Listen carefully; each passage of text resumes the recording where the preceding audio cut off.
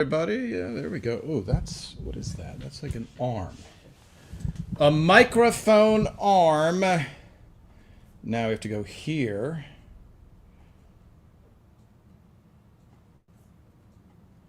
Nice, nice, good. Good. Why is that not on? It's always an adventure, people going live. Well, let's try this. Let's unplug that. Plug that in. Interesting. Let's hit that. There we go. That might do it. Welcome, everybody. Tom Caldabiano, Everose Live, ELR 360 Live. I call it ELR 360 Live because the initials of the show are Everybody Loves Raymond, ELR. Live 360 because we took a lot of different photos of that particular show, which we all love, called Everybody Loves Raymond. Okay, why? There we go. Now we should have that signal. And let's do this up here. Welcome, everybody. Let's hope the volume is down on that. Yes, yes, yes. All systems go here. For those of you that remember the old days of NASA. All right, talking Everybody Loves Raymond.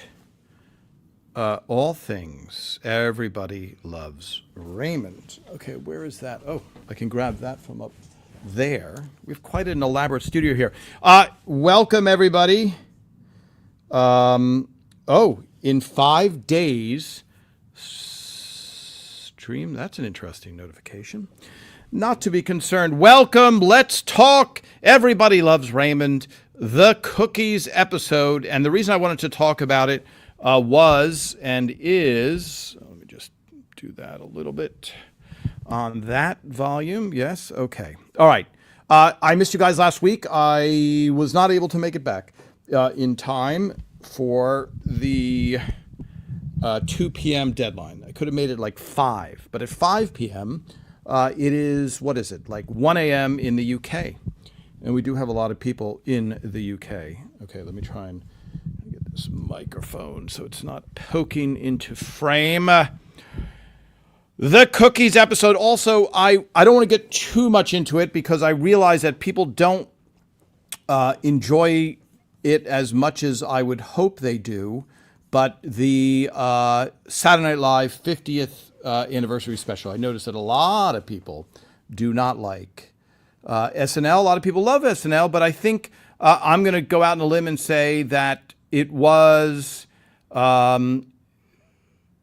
really much more something that people would watch when they were young, when they were younger. Not that all of you aren't crazy young, but the staying up late on Saturday night starts to go away as people have kids and responsibilities, etc. So, and I realize that a lot of people that watch Everybody Loves Raymond do not enjoy Saturday Night Live. That's why we can talk a little bit about it, but I don't want to waste too much precious time with you guys talking about it. So let's catch up since I wasn't here last week. Let's see a couple of comments before we go.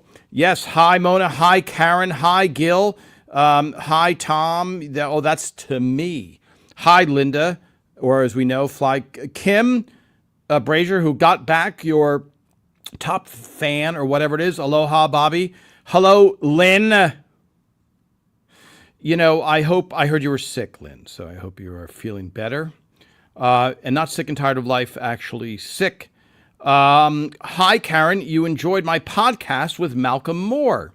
Yes, so I think you guys know that I'm not Mr. Listen to Me, even though you're listening to me right now. But I've done a few podcasts. I generally don't share them here. But Malcolm Moore did a podcast with me, and he was talking about creativity. And I think we talked a little bit about Everybody Loves Raymond, but I'm going to have to do another episode of that. Hello, Susan. Kim, wait a minute. Kim, this is a news flash.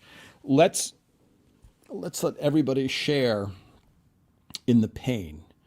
Kim, you lost your top fan. So I don't know how that's possible. And here's why I say that. For those of you that don't know what Kim is talking about, every once in a while, your I will get a notification that I'm a top fan of a site that I've maybe visited twice. And Kim, I don't, as far as I know, you've never not visited. I don't think you've ever taken a break from visiting the Errol's Raymond 360 site. So this is a head scratcher, a baffling thing, and we will do all of our collective best to have you regain that status. So, okay, let me read some more of these. Hi, Paula. Yes, SNL was funny at first. We always watched it live in 1975 and later. Okay, Janet, you're saying uck now. Okay, I won't repeat that. I think also it is an age thing. So aside from the incredibly hard task of staying up past 11:30 on a Saturday night, I think there's more. You're following more stuff in the zeitgeist, if I can say that. Okay, go. Let me skip. Okay, Paula. So you guys, let me go back up to Paula. I'll answer you. Let me go up to Instagram. So for those of you who are new, this is Tom Caltabiano. I was a writer on Errol's Raymond. I took a bunch of photos, 30,000 people who have been listening to the since the beginning of me going live here right after COVID started are probably able to recite all these things I'm about to tell you. But I was a writer on the show. I took a lot of photos. We published a book using my photos. I also have every single episode saved from the wardrobe department and the props department with Polaroids of every single change in wardrobe, etc. And I'm sharing this with you. And very often I try and speak with people that worked on the show about anything they did on the show. From Raymond, who he played somebody on the show. It's not important. Down to whoever, because every person of 130 people, every job was important. And as we have learned from watching this, when people make a mistake, you guys see it 22 years later and are like, hey, why is there no, why did the fork and spoon change sizes? Why did that? That means something happened. Now, it might not be somebody dropped the ball. It might be somebody didn't have enough cash to secure something, and that's why it happened. So everybody is important who works on the show, and that's what we try and cover here. Okay, let me bounce up to Instagram. For those of you that watch for the first time, you can watch me on Facebook, Instagram, and YouTube live. So I'm trying to bounce back and forth. Hi, Leo. You're recovering from 3 feet of snow in Toronto. Wow. I don't want to trigger all of yours, but hold on one second. Let's see if I can do this. Alexa, what's the temperature here? Right now, it's 81 degrees Fahrenheit. Tonight, expect a low of 52 degrees. Okay, 81 degrees Fahrenheit, folks. I don't know what that is with your fancy metric system, which I just don't think is going to catch on globally, but be what it is. It's 81 degrees Fahrenheit here. So good luck recovering. We are looking now for where our sunblock is stored. And these are the type of problems we have here in Hollywood. Yes, unless it's burning down, which is no longer the case. Okay, here we go, scrolling down. Watching Driving Frank episode. Hello, Johnny. Let me see. My brother was an SNL extra. Fun watching him in it. When was that? Hi, Teresa. I love those first few seasons with Gilda, Bill. Yes, the first few seasons was quite something. And there was a novelty to Saturday Night Live. So shall we talk a little bit about Saturday Night Live and then we can move on. Let me see. Hi, Tom, from Marie. Hi, Marie, in Harrison, New York. Yes, I know it well. Harrison, New York, upstate New York. Wow. Hello, Arizona. I watched SNL in the 80s while I babysat. I watch now if I like the guests. I think that's a very accurate little fair thing that I think is commonplace. Sorry, I've missed some lives in and out of the hospital the last couple years. Are they banning my broadcast in hospitals so people don't have to put up with excruciating boredom that might send them into the intensive care. Is that right, or is that a wrong deduction? Okay. Paula, how did Ray enjoy it? So I think Ray and Phil were there. I think only Ray went on the show night because there were too many. I mean, it's every famous person, and so every famous person, you're gonna have to cut out some people. So I don't think that I don't believe that you could bring spouses. You could bring, so they really, really have to cut it. And just relating this to Everett Raymond, when we had our finale, we have capacity for about 200 people in the audience, in the bleachers. And so that on the Everett Raymond finale, which is not filled with, 2,000 celebrities, the biggest celebrities of all time, trying to get into one space. We just had a normal bleacher. And even then we said, Phil and Ray and the production team's like, okay, nobody can bring a spouse. Otherwise it's going to be, instantly 400 people, and we need the public to be able to watch that episode. So on Saturday Night Live, I'm sure they were challenged in the biggest way. So I know that Ray went, he was texting while he was there. They gave him one line. I still haven't even seen it. He said he wished he didn't have to do the line, but I don't even know what the line was. Obviously not something that he wrote. So I don't know if it played. Did it play? Whoever, let me scroll down. Let me scroll down and see if it played. If anybody watched it and saw if it played, meaning was it funny? Because Ray's like, and Ray is a very good judge of comedy, so he obviously regretted saying that line, but did it play? Hi, Maxine. Okay, let me just click on you. Let me click on you. I haven't seen your name, and so it's a risk. Hi, Tom from Rockland County, New York. There's currently a big discussion on our local Facebook page about the new city statue. A lot of people always thought it looked like a woman. Or womanly, let's call it that, like on the show. I still don't see it. Ha ha, hoo hee, ha. Yes, interesting.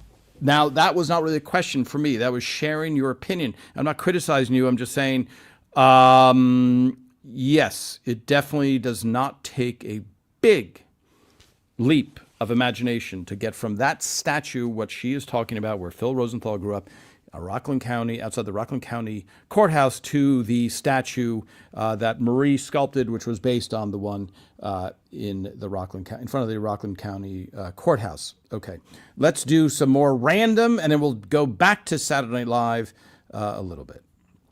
Okay, let me see. Ryan, hello, Ryan. Greetings from South Africa. Watching ELR as we speak. You're watching both. Hi, Ryan in South Africa. Nice. What is it on there? Is it just, are you just watching it streaming? Okay. Peter Boyle. Hi, Mark. Always good questions from Mark. Peter Boyle was nominated 7 times for Emmy, but never won. What was his reaction to never winning? Did the writers change anything about his character to improve his chances? So, for those of you that are not following along on the Emmy quest, Peter Boyle won an Emmy first season of Everett Raymond for X-Files. Then he didn't win an Emmy, but for Everett Raymond. But David Hyde Pierce, I believe, I know that's his name. As far as I recall, the first 4 years of Raymond, I don't know that anyone was nominated. Maybe Brad and Peter, I guess maybe Peter was nominated. He was nominated 7 times. So maybe the first 2 seasons he wasn't. So everybody else Raymond was shut out of the Emmys like the first 2 or 3 seasons. Then Brad Garrett, he won 3 times.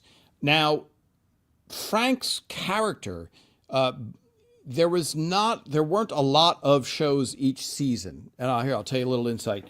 Doris Roberts used to come up to all of us, all the writers, and go, Tom, are you working on my Emmy episode? Now, none of the writers thought that way. As far as I know, I would bet my life on it that you just want to come up with a good story based on something that makes it a fun episode. the odds of winning an Emmy are so low because you just don't think in that terms. You think in terms of this is a great episode and maybe it'll be nominated for an Emmy. I know one of the episodes that I thought would have at least been nominated for writing was Golf for It, where they're all locked in the car. That was Tucker, Cawley, Mike Royce, and myself. And it's not because I was in there writing that episode. It's because that episode was pure writing. There were no scene changes. It all took place in a van. So I thought, okay, just by nature of that, you would think it would be getting a nomination for writing, but it did not. It did not at all. And so the odds of something getting nominated are very slim. So you don't go in thinking that way. However, Doris Roberts would say to every writer, Aaron Shore, are you thinking of my Emmy episode this year? Now, she is a great actress, and if there was a great episode with her in it, then chances are she would be nominated for an Emmy, and that indeed happened, and she won many. Frank's character didn't have a lot of, as we would say, heavy lifting or Frank heavy or big storylines. He would have a couple every year, but not a lot. Not like Raymond or Brad even. And towards the end of the series, Peter's health was declining. So there was a kind of a pragmatic decision to have him do less and be sitting down when he delivers his lines, etc. So I hope that answered your question. So it wasn't to change. There was never, ever, ever thought like, let's change his character to make him more Emmy worthy. The only thought would be, what is a Frank heavy episode? You know, Lucky Suit is a great example of a Doris Roberts, Brad Garrett episode. You know, Ray wouldn't submit the Lucky Suit for an Emmy nomination because he doesn't do that much in it compared to others like the Breakup Tape, which is what Raymond won it for. I hope that answers your question. Okay, so now, great question, Mark. Sorry, and what was his you know, when you lose an Emmy, you're upset. You're very happy that Brad Garrett won because he's on the same team. So there's always that disappointment, and we'll do another Emmy show when the Emmys come around. But you know, the Emmys, you get dressed up, you go out, it's the whole evening, and you're waiting for your name to be called, and you don't get it. And that's the majority of the time. So as someone explained to me, the room fills up with losers. And eventually you get over it, for lack of a better thing. It's much better to win than to lose. You get your hopes up, and then it goes away is never fun. Okay. Let's see. Let's go back a little bit to SNL. Oh, yes. Okay. Let me see these. Hi, Mona. Okay. Just because, Mona, we like you so much. My hairstylist quit again, threw up her hands and walked out. I don't even know how Top Fan works on a page. I look at the picture and I got a Top Fan badge for something I don't even participate in. I didn't accept it, and here I participate, and I don't get a Top Fan badge, and lost my anniversary Top match. Okay, so yeah, it's a mystery. I wouldn't put too much thought into it. I so appreciate you sharing that. Kim, we're going to have a full investigation and see why you've lost your status. Hello, Linda. You had an anniversary badge for a while, but then you lose it. Yeah. I don't know. I think I have to personally issue them. We have to do a private fan group. And then I do. Hi, Carol. There were a lot of non-famous people in the audience. I wonder if they were relatives. Now, you wrote rat lines. And rat lines is a word I've never heard before, but I like that word, and I'm going to add it to my repertoire. Yes, I would say there's also seat fillers that go into places. And also, just because you don't recognize them doesn't mean they're not the president of CAA or some other really, really powerful organization or a friend of Lorne Michaels. So just because it's not a Beatle or somebody, you never know who those people are. So Let's see this. Hi, Paula. Well, I didn't find Ray's part overly funny. Sorry. Yes, Paula. I think he had no control over that, but that's good to hear. Overly funny. I think, what did he even do? We'll find out. I will not tell Raymond you said that, Paula, in Canada. That's the way he will know that when he's going. Hi, Ryan. You're streaming it. That's auction. That's awesome. Okay, sorry, Mona. I'm moving on. I always thought women. Let me see. Women by W.J. Peters should have won an Emmy for his jar of. Oh, sorry. Women by yes, his jar of fat. In the can opener episode should have won something. Wow, I'm really catching a lot of questions. Let's see. Let me see these things. Now, sorry, Lynn, let me read this out loud. That was tough being in Van the entire show. What did the audience see? I think of these things now because of you and my son, your son, in the business of show. The van for the Golf Fort episode, the van was to the left. The bleachers were looking straight ahead. Ray and Deborah's living room was right in front. The van was all the way to the left. The audience saw the van and the actors and everything, but they also saw an overhead view. They saw monitors. So I would say, I think we got a standing ovation at the end of the scene. Yes, there was a standing ovation. And what happened is Robert's door didn't open when he was trying to get out of the car. And so they had to yell cut. So the audience didn't know there was a mistake, that the door didn't open. And Brad struggled with it. But that's what happened. Standing ovation. So there you go. One of the few standing ovations after a scene. That's why you would think it would have gotten more recognition as a writing episode. Okay, cookies. Let me give, for all of my friends in the U.S., you know this already, but the Girl Scouts are a thing. I don't know if they're a thing in the UK, if they have a comparable, if they have the same thing. Of course, now with all of the what do I want to say? All the political unrest they're going to get rid of everything. Every line will go away. There will be no boys, Girl Scouts, any scouts, nothing scouts, ban everything, make everything terrible, and destroy everything. But before that happens, Girl Scouts and Boy Scouts and Girl Scouts would sell cookies. And the way they paid for expenses was to sell cookies. So here in the United States, all of a sudden, there's a period where you get accosted or gently asked if you would like to buy cookies from someone's daughter, or yes, I would say that's the case. And so you knew that would happen when you are in a work environment, and you also would walk into a supermarket and there would be, just like Peggy sitting out front of Marco's or wanting to sit out in front of Marco's, you would see a table with an adult and little girls. And so what is your willpower? How much are you willing to destroy the dreams of these girls and not buy a cookie? Okay, so that is the question. So it's a common known thing. It's very relatable. Now let's talk about the cookies episode a little bit more in depth, written by Steve Skrovan. And when Steve Skrovan comes back, we will have to get into that episode. But let me ask my UK, my Australian friends, my friends in South Africa there, do you have Girl Scout cookies? Do you have the equivalent? Let me see. Karen Edwards, thank you. Yes, we have Girl Scouts in the UK. And do they sell cookies? And do they sell American cookies? And does it say biscuits on it, or does it say cookies on it? These are all things that I would like to know. Ryan, we don't have the cookies thing here in South Africa. Ryan, I can't tell you how much I appreciate that little piece of information, that you took the time to write that. I'm being very sincere, because who knows, you're on the other side of the world. That's really good to know. Okay, so Karen, are they high pressure cookie salespeople?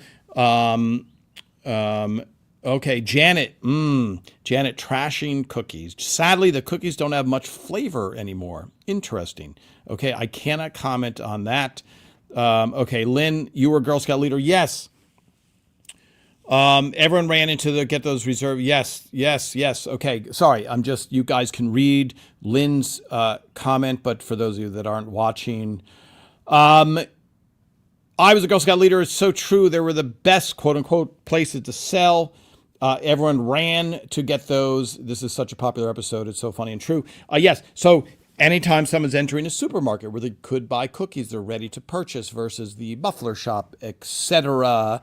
All right. The Peggy. Let's talk a little bit about Amy Aquino, who gets cast as Peggy. There's a technical term called funny, and she was exceptionally funny. And if you watch the episode again, which I just watched this morning, there's a huge, huge laugh at the beginning when she's doing her salesman thing. Now, raise your hands, everybody, if you saw the movie that they're paying homage to and referring to, etc., when she is doing the ABC. Let me know if you saw Glengarry Glen Ross. Show of hands here. If you saw Glengarry Glen Ross, you would remember, and if you didn't see, you may have seen the clip of Alec Baldwin going into the sales office, talking to them about the Glengarry leads. Okay? And it's a powerful, powerful scene. I believe David Mamet wrote it just for Alec Baldwin. It's used by every sales force in the world because it is great. It's gripping. You're watching, and Peggy pulls it off perfectly.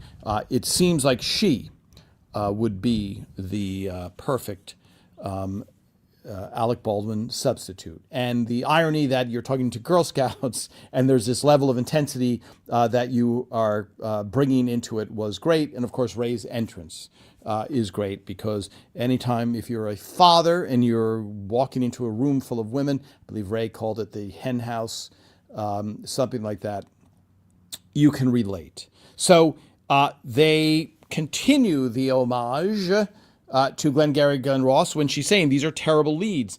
And in the movie, I think Jack Lemmon is. By the way, I recommend the movie highly. It's a very intense movie. It's very claustrophobic. I think it rains and they're inside, and it's just brutal for like the first hour of the movie. It's just this terrible life of trying to sell real estate leads.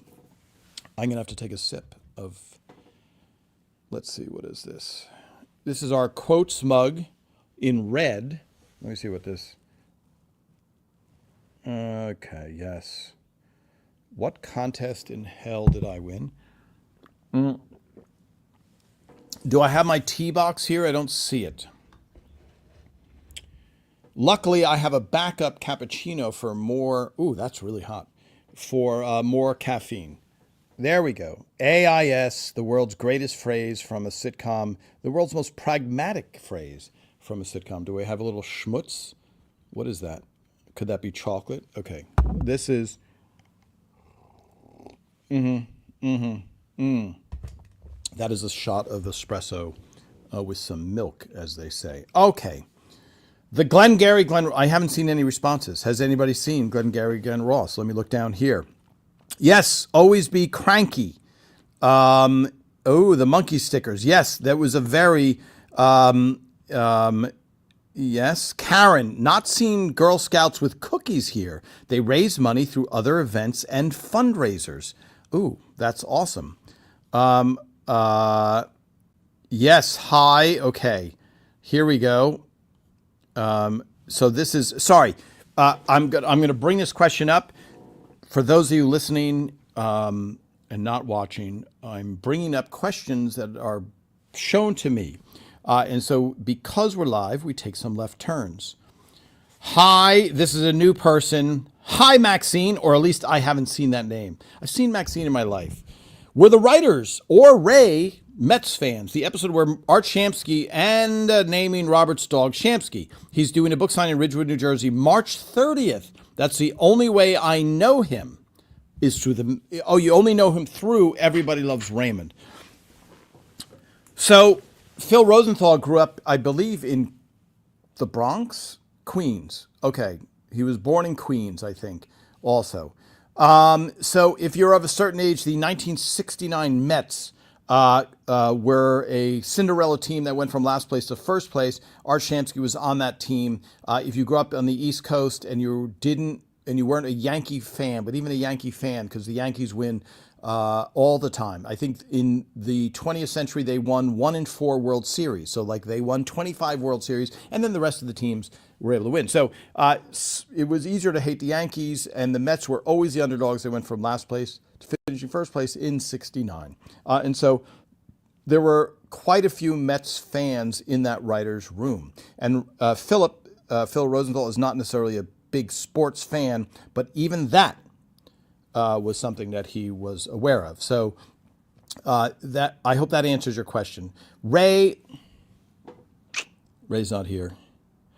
Ray is, I'm going to say, cheers for all New York teams, but he is more a Yankee Jets fan. Okay, there, I said it. Not that he doesn't like the Mets. Okay, getting back to the Cookie Lady. Okay, so another Glenn Ross. I highly recommend the movie. It's very intense. It's not a fun movie to watch. It's a really well-written movie. It's got incredible cast of Al Pacino and Jack Lemmon and Alec Baldwin and Kevin Spacey and Alan Arkin, who was a favorite of ours, favorite comedic actor, etc. So, what else? There's a great moment in the episode where Ray comes in and we find, and it's really, really great. I enjoyed it so much watching it again, where we find out that Peggy has sold to the parents.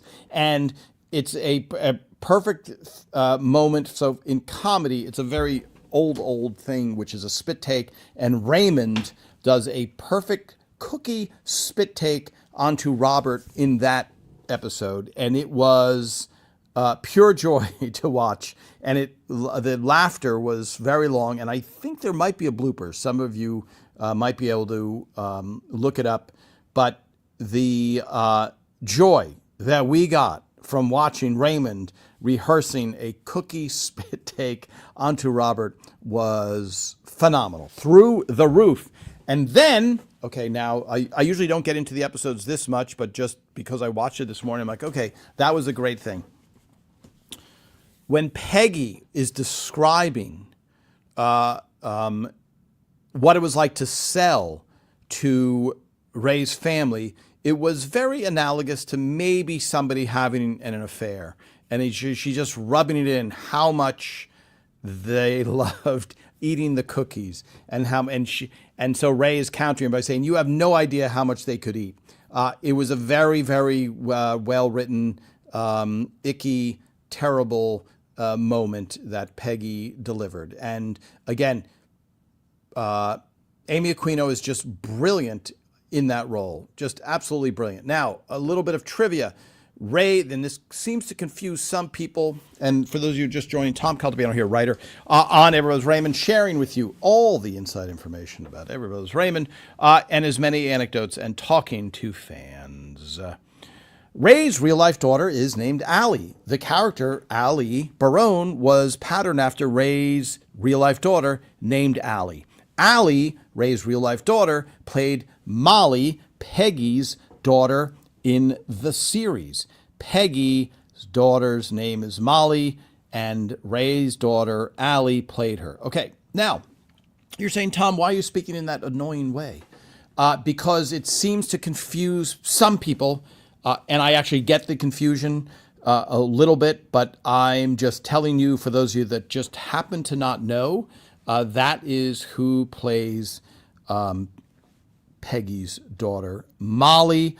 And Ray's daughter, who recently got married, had no aspirations to be an actress, is a phenomenally nice person, did a really great job in the show, especially in Liars at the end there where they're lying, etc. And if you look at the Girl Scouts, there were a couple Girl Scouts, daughters of people that worked on the show. I think Donna Stamp's daughter was there. Donna Stamps did, gosh, I don't want to, I mean, she did the set. The reason the set looks the way it does, all the decorations, that is her. And there's an official title, and I don't want to mess up her. So head person of designing the set, not the title, but that is what she does. And hopefully we'll have Donna on here and she can clarify all of that. So another piece of trivia: Flo from the insurance company commercials. Flo from the insurance company commercials is the mother who is trying to get away with her son. And her son says, I want cookies. And she says, he's going to be bouncing off the walls now, you jerk. Flo from, is it Progressive? Progressive Insurance, I think. So she is in that episode. She is just like what would you call an actress for hire. Nobody said, you're going to be Flo from Progressive. I don't think it existed yet, that campaign. But anyway, she is in that episode, which is a nice little point of trivia. There was a very funny moment where, for some reason, Lou Schneider, who played Snaps, would repeat it in the writer's room when the guy goes, when she says, when Allie says, how many cookies would you like to buy? And he says, how about 0? And for some reason that tickled Lou Schneider. And so we would hear that many, many, many times on the show. So for those of you, let me catch up on a couple of questions here. Yes, Karen, perfect quote. But you see the analogous thing of, we had an affair and they loved it. Okay, they only scratch the surface. You have no idea how much those two are capable of putting away. A brilliant line, a phenomenal line. Okay, now let me catch up on a few questions. Who played the bratty kid? I don't know who played the room. My wife calls the Girl Scout cookie dealers. They have drive up options here. How is that possible? What does that mean? And they accept card Venmo. A question. ELR seems to have a lot of ideas that come from real life. Was there an idea that someone objected to using? And too bad that Peggy isn't in more episodes. She is hilarious, even though nothing rhymed. Awesome. No.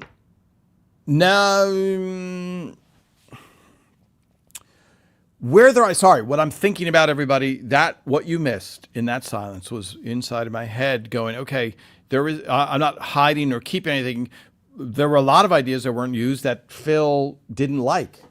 So, and I don't know that they were, I think he was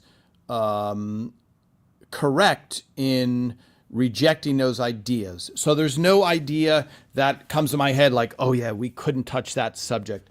And Phil's idea was, is it relatable and is it interesting? And is it, civil and something that a family wants to explore? So there was no overly sexual, there was nothing that we were like, oh, we want to do this. And Phil was like, no, let's not do it. It was more, what is the story there? So there was a dry erase board, and many of the dry erase board ideas just didn't happen. Like James Bond in Kindergarten, I think, was Steve Scrovan's idea that I remember him saying it. I remember it going on the board, and it never migrated from the board to the dry erase board of story ideas. So there was not really anything that comes to mind because at the end of 9 seasons, we did 16 episodes, and we wanted to do, we all, the writers, would like to get more paychecks. We would like to have done 25 episodes, 26 episodes, but it was not to be. So we landed on 16, and I really wished we could have done more. So many, okay, yes. So I should. Now, for those of you that are just joining, Tom Caldabiano, writer on Everett Raymond, I do have this, okay? I do have this. This is so a lot of people say, is that like the cookie tin or similar? This is the cookie tin. This is the cookie tin in a more declarative way. So here, genuine American. I think this is a custom-made cookie tin. It was sent to me by Rhonda Robinson. For those of you who are like, I'd love to buy this cookie tin, or why don't you guys make this cookie tin? We're working on something. But to make a custom this and make it saleable to people would be like $275. And I know how many we would sell of those. Maybe 0. How about 0? How about that? So This is the cookie tin, and I like to try and taste a cookie every. So this was put into my cookie tin. Here we go. So these, for those of you in places where they don't sell, here we go. That is, I'm trying to get rid of the reflection, a Thin Mint. Okay, so this person knows, let me see, Thin Mints, there you go, Girl Scout cookies. I don't want to look, if you're looking for nutrition in a cookie, perhaps you should do a different, maybe look at an orange or something, because these are delicious. I will taste one now, okay? But just to give you an idea, here we go. Okay, Girl Scout cookies, a timeless tradition, Girl Scout mission, etc. I don't know. Are the Girl Scouts under attack? I hope not. For those of you. Okay, let me see what else I have here, because that's right. Somebody got guilted, shamed, a Peggy type person. Samoas, okay? Here we go. Okay, this is just, this is a cookie tin. A lot of stuff going on. More Thin Mints. Thin Mints are my favorite. I will taste them. More Samoas, okay. Okay, oh, that's what we have. That's our supply. Okay, and what are these? Oh, no. And then here's some more. These are Lemon Ups. Bob Silva saying that the names make you laugh. Okay, plenty of noise. Again, my impression of guy in theater behind you. Okay, let me just see this. Is this one open? No, this one's open. Okay. So I'm going to, for those of you that are just joining, hold on. I'm going to miss some questions. Here we go. There were so many brilliant food scenes. The slippery fish, the tofu turkey, the cake beaters, the food fight in the car. Yes, anything for a laugh. Any object, any type of delicious thing for a laugh. Here we go. Have a tag-along. Take the edge off. Yes. Karen, you're great at quotes. Wow, this tells me. Okay, so here is a sleeve. Now, the reason I'm doing this for the folks that have just joined and don't know me from Adam, one of our writers, Jeremy Stevens, who's no longer with us, had a very bad sweet tooth or a good sweet tooth. He could not resist sweets, and he claimed that Hydrox cookies were better than Oreos. So we had a taste test on a bunch of cookies. So that's why I've trying to carry on that tradition and do rating. Okay, here we go, folks. For those of you that have never had it, here, let me give you some. Okay. That is the guy behind you in the theater. Impression, I do it every time, and it never gets old. All right, the Thin Mint. Now, the Tim Tam Mint is really an amazing, I haven't tasted it yet. I haven't tasted the taste test and ranked it yet, because we're doing a ranking. Okay, there you go. Can I get? See, I don't eat it all in one bite because I'm a pig. I'm trying not to get crumbs everywhere, so that helps. Okay, here we go. Hold on.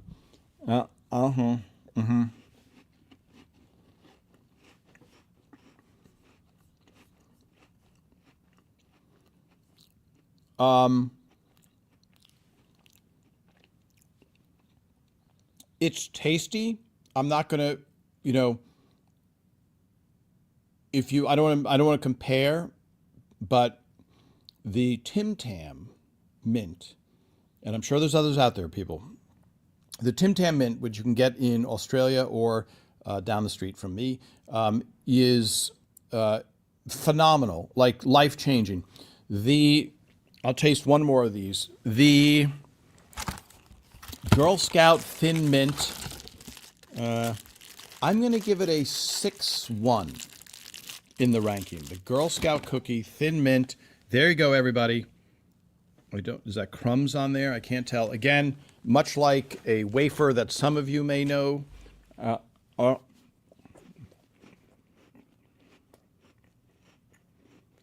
6-1. Yeah, that is a 6-1. It's got a nice exterior. It's got a nice crunch.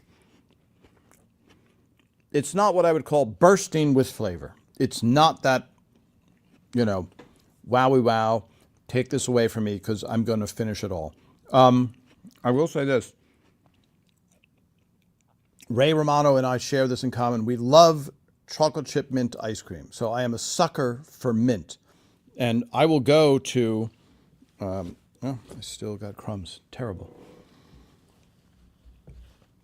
I will go on to other Girl Scout cookies and rate them. But the mint chocolate combination is a deadly combination. It is a weak spot for me, 6-1. So do that with what you will, the rating of that cookie. Okay, let me catch up on a few more questions. What have I missed? The Girl Scout exploration of the Girl Scout cookie pressure. Also, just to touch on this, the idea that Ray has problem with women is introduced by Deborah and Marie. And the idea, and I'm surprised the joke wasn't made, it seemed obvious that Ray has a problem with women. That's his mother. And Robert has a great line about Dr. Freud on line 1 for you. But it is funny when people do go to that type of argument when he's like, it's just a bully. It's not because she's a woman. It's an interesting technique that I think that has been used more and more and more. Girl Scouts are in the headlines because they are saying they showed high amounts of this is a very glyphosate and heavy metals in the cookies. I'm definitely getting glyphosate, but not the heavy metals. That usually has quite more of an aftertaste. All right. What else are we trying to cover here on today's talking about? We covered a little bit about the SNL, everybody, for the review. For those of you joining late, a little bit about Ray's SNL appearance, not too much. I will probably do one full episode about doing SNL. I have tons and tons of photos of Ray's SNL appearances. He hosted twice. I have not seen Raymond since he... Wait, have I seen Raymond? I can't remember. Since that experience. Yes, I talked to him, though, on the phone. But maybe he can speak more about it. But I try and cover more. Everybody loves Raymond. Okay. Ripon Good Company used to make a mint cookie. Kathy Pine. Ripon Good Company. I don't know that. Used to make a mint cookie that was amazing. It had, I think, a more graham cracker cookie flavor with a cream topping and covered in chocolate. Used to put them in the fridge. Greatly missed. Okay. Kathy, this is the best news I've heard all day, that there's somewhere a no longer, or maybe something we can track down, a mint cookie that was delicious. This is the type of hard-hitting information that we need to come along here. Good. Yes, mint chocolate chip is the best. Thank you, Patty, for sharing that. Did somebody take over your account? Hi, Carol Nicholson. You never had a thin mint until today? I've had many thin mints in my life, but I'm now officially tasting them in a responsible position of the highest magnitude, where I really have to think of the flavor, think of it, start comparing it, run through my Rolodex of things that I've eaten. So yes, but I do believe if you took a thin mint from 1975 and put it up against this one, I feel like, aside from the heavy metals and all the other stuff, I feel like it might taste different. I feel like it would taste better in the olden days. Now, for somebody that was born in 1930, when you say the olden days was 1975, they will scoff and laugh at you. But before the health consciousness, because this is what I've learned: fat tastes good, lard tastes good, fat and lard combined together tastes good. Everything that has made a cookie delicious is slowly getting taken out of our lives so we can live a very, very taste-free, miserable, long existence. So there you go. Okay. Catching up, going down. Yes, Kathy, the company went out of business. Now, I have to remember this.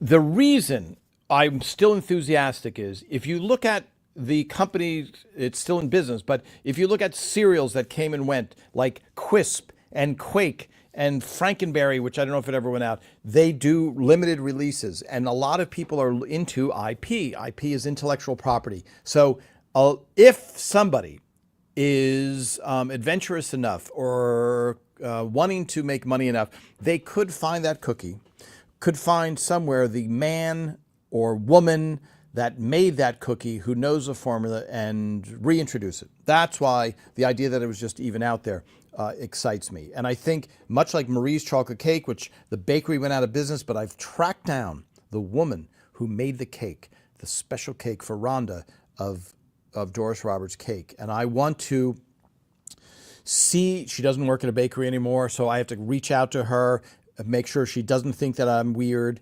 and then see if she's willing to give up the goods of the cake. And is there a potential that she lies like Marie and gives me a recipe with a wrong ingredient, like tarragon?